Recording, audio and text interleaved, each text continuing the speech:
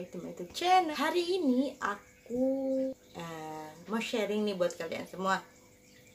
Penting gak sih ASI eksklusif buat anak?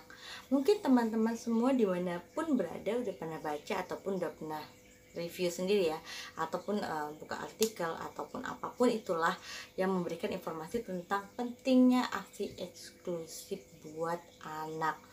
Nah, di sini aku sharingnya bukan karena ASI eksklusif, karena kalau ASI eksklusif itu kan adalah ibu dan bayi yang bertemu memang setiap hari, yang memang menyusu langsung ya, memberikan ASI secara langsung kepada anak. Nah, kalau aku mau sharing pengalaman aku pribadi bahwa aku bukanlah seorang ibu yang memberikan ASI eksklusif kepada anaknya. Kenapa? Karena aku kerja. Jadi, aku memberikan ASI anakku adalah melalui cara di pumping.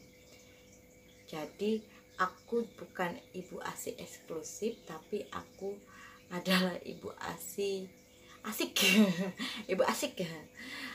Aku ibu ASI yang memberikan ASIku kepada bayiku dengan cara aku menggunakan bantuan alat ataupun di pumping. Ada plus minusnya. Maksudnya plus minusnya adalah mungkin kalau kata orang, kebanyakan orang bilang bahwa kalau kita nggak memberikan ASI kita secara langsung, maksudnya tidak ada bersentuhan kulit dengan bayi kita rasanya akan ada sedikit rasa yang berkurang, entah itu keterikatan batin atau apalah itu. Tapi gue yakin mau dari segi apapun dilihat, anak itu tidak ditentukan dari hanya ASI. Bukan hanya sentuhan antara ibu dan anak itu bisa dekat dengan kita, tapi dengan perbuatan kita, dengan cara kita mendidik dia, dengan cara kita memberikan pembelajaran sama dia akan merasa bahwa memang dia dekat dengan kita gitu ya. Nah, di sini kan aku mau sharing tentang pemberian ASI yang aku berikan kepada anakku selama aku memberikan ASI kepada anakku kurang lebih selama 16 bulan. Karena setelah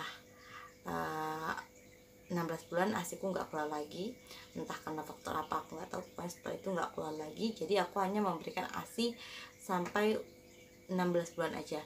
Itu benar-benar ASI yang aku perus sendiri, yang aku nggak bisa memberikan ASIku secara langsung karena banyak faktor. Jadi aku memberikan ASIku dengan bantuan alat pumping.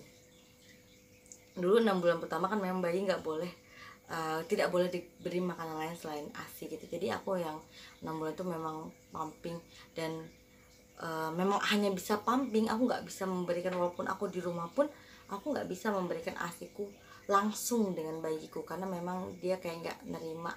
Bukan karena gue biasa pakai dot, karena memang dia nggak dari pertama lahir dia sudah nggak mau, entah aneh kali rasanya ya gitu kan, atau ini laki atau perempuan gitu kan, gitulah ya. Yang pentingnya itu aku jadi selama 16 bulan aku menyusui itu aku memberikannya lewat alat bantu pumping.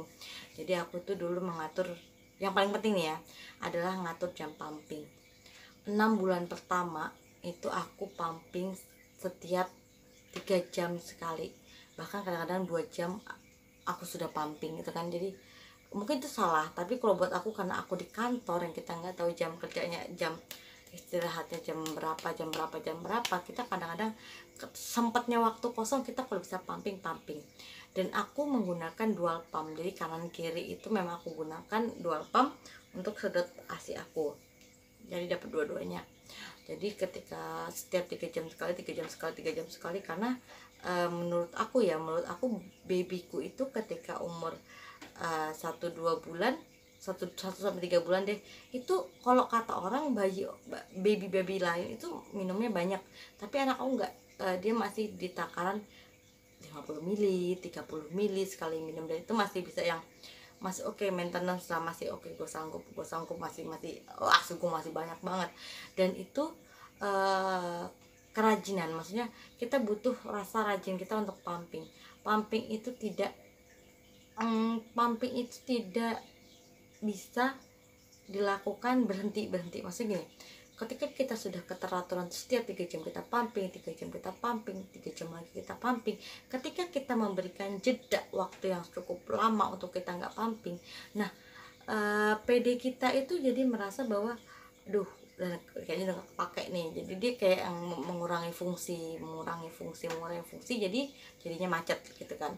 Ya kayak motor lah, udah biasa dipakai tiba-tiba nggak dipakai rusak gitu kan ya gitu. Itu mungkin sampai situ.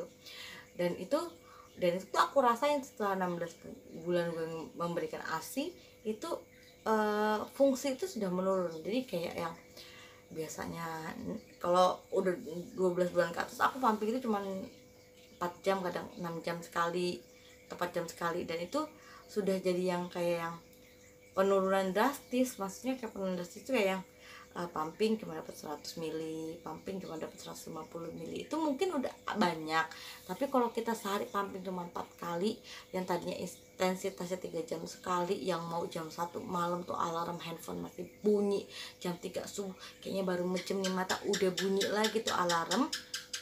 Udah tidur gue nih, udah gitu bunyi terus.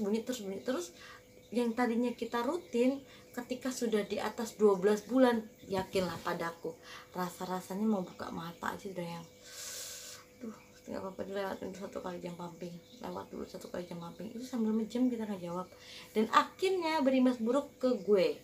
Jadi ketika 16 bulan banget, pas tiba-tiba PD gue macet total, yang nggak keluar sama sekali. Dan kalau orang lain itu ketika dia mau asinya mau berhenti itu, dia akan ada yang katanya sakit lah, atau yang kata orang sampai demam lah atau itu. Dan gue biasa aja dong, bener-bener gak ada rasa yang kayak rasa payudaranya aneh atau gimana, itu nggak ada. Itu bener-bener yang ya biasa aja, flat.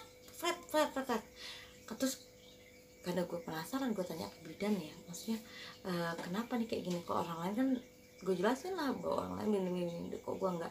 Terus bidan itu bilang bahwa mungkin memang PD-nya itu sudah kosong, maksudnya sudah yang nggak ada lagi ASI yang diproduksi, makanya dia berhenti dan memang nggak memberikan rangsangan apapun dan nggak beri rasa apapun.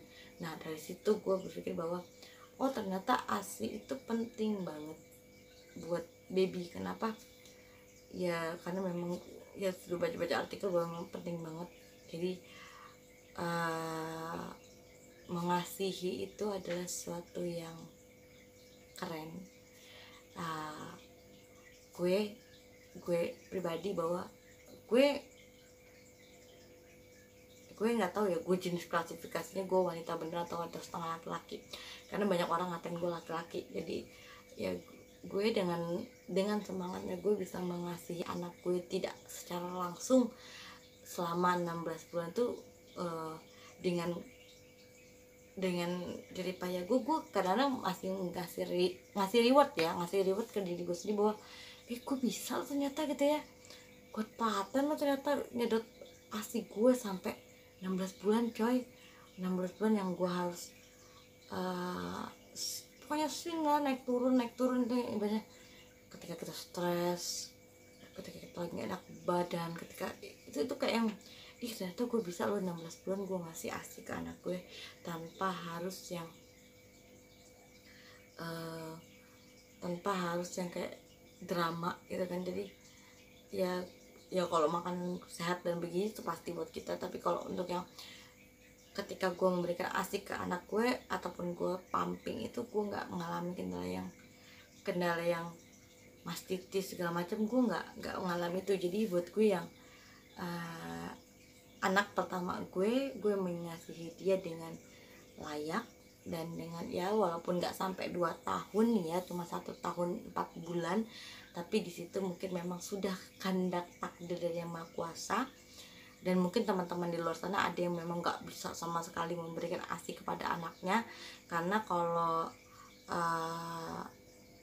ada beberapa kasus yang memang payudaranya nggak mengeluarkan ASI, atau ketika dia setelah melahirkan dia mengonsumsi obat apapun yang bisa mengalirkan ASI, itu bisa jadi banget, jadi suatu kayak penyebab lah gitu ya.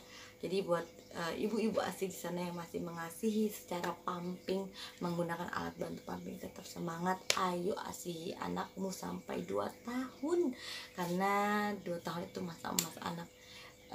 Tapi 6 bulan deh kalau memang ibu kerja kayak gue, udah 6 bulan asal bisa ngasih ASI ke anak, alhamdulillah. Atau kalau yang memang belum sampai 6 bulan tapi ASInya udah macet, dah itu namanya takdir. Berarti Allah kasih rezeki orang tuanya untuk beli susu formula yang banyak. Oke? Jangan lupa di like, comment, and subscribe. Thank you.